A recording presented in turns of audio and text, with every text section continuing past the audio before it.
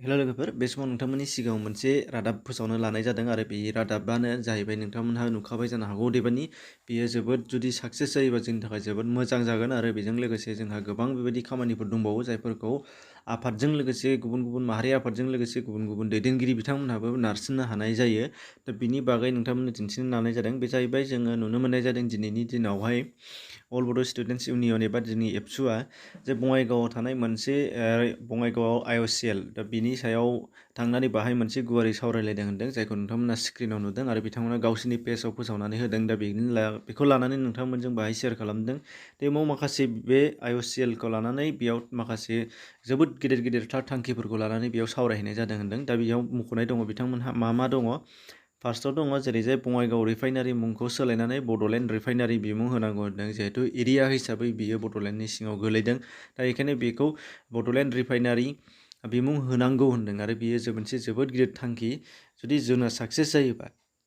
बेनिफ्राय सेकेन्डआव दङ रिफाइनारिनि सिङाव थानाय माने 4 ग्रेड थाखोनि साख्रिखौ ब्रैथि थाखोनि साख्रिखौ ओनसोलनि सार्थआव ओनसोलनि सुबुंफोरा खाबु मोननाय बादियै बिनि एन्ट्रेन्स आनजादफोरखौ एबा आनजादफोरखौ जायगायावनो खुंनांगौ होनदों। दा बे मोनसे जोबोद मोजांनि खोथा एबा जोबोद गोनांथार खामानि आरो बेनिफ्राय CSR फान्डखौ बाहायनाया ओनसोलनि सुबुंफ्रा बेसेबां मुलाम्फा जादों बिनि सायावबो खेंफोरथि लानाय जादों होनदों बेसेबां माबायदि मावदों मावाखै जिहेतु बिनिफ्रायबो गोबां ओनसोलनि माने डेभेलपमेन्टआ फैयो। दा बेनिफ्राय आरोबाव मोनसेया दङ बङाइगाव रिफाइनारिखौ 2 MMTनिफ्राय 5 MMT खालामनो नागिरनायनि मुङाव 315 एकड़ हा लानो नागिरनायखौ बर' आरो ट्राइबेल थानाय हाखौ लानो मोननाय नङा। दा बे मोनब्रै आयदाखौ लानानै सावरायलायदों होनदों IOCL रिफाइनारिनि चिफ जेनेरेल मेनेजार आरो रिफाइनारि चिफ नयन कुमार बरुवाजों लोगोसे IOCLनि अफिसारफोरजों सावरायदों होनदों दिनैजाय आरो बियो जुदि जायोबा जोबोद मोजांनि खोथा मानो होनबा जोंनि गेजेरावहाय मोनसे जोबोद गिदिरथार एबा देरसिन जोंना इन्डास्ट्रि दङ बा बेनो जोंनि बड'लेण्ड ओनसोलावहाय आरो बेजों लोगोसे बेयाव थानाय गोबां ओनसोलनि मानसिफ्रानो थांनानै दङ नाथाय बुंनो थाङोब्ला बेयाव जोंना 10% मानसियाल' जोंनि बर'निफ्राय बेयाव जायगा मोननानै दङ एबा हाबनो हानानै मावनो हानानै दङ गासिबो ग्रेडआवनो। बेनिफ्राय 90%आनो दस्राफोर दङ आरो एरिया हिसाबैबो जायगानि साइडनिफ्राय गोबां जौगानाय दङबा फालांगिनि माबा खाथियाव थाफानाय माने मानसिफोराबो बेयाव जोंनिफ्राय जोबोद खम।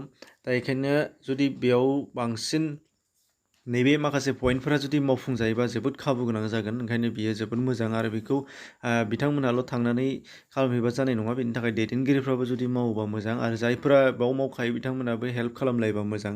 दा बेनिफ्राय आरो नेक्स्टआव मोनसे खोथाया जाहैबाय जोंनो बिनि अनगायैबो आरोबाव मोनसे जोबोद गिदिर जोंना कम्पानि दंबावो जाय NTPC बेबो बङाइगावनि मुङावनो दङ नाथाय जायगाया जाहैबाय क'क्राझार जिल्लानि सिङाव थानाय सालाकाथियावसो। दा बेबो मुंखौ सोलायनो हानाय आरो लोगोसे दिनैनि नैबे पइन्टफोर बादि बेयावबो बिथांमोना सावरायहैयोबा मोजां आसा खालामो सावरायहैगोन बिथांमोना एबा नाजागासिनो दङ।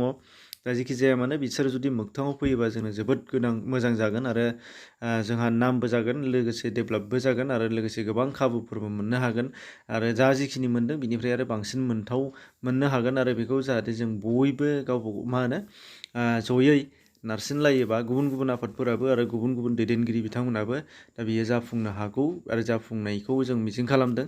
दा बेखिनिमोन एसेनोसै गोजोन्थों।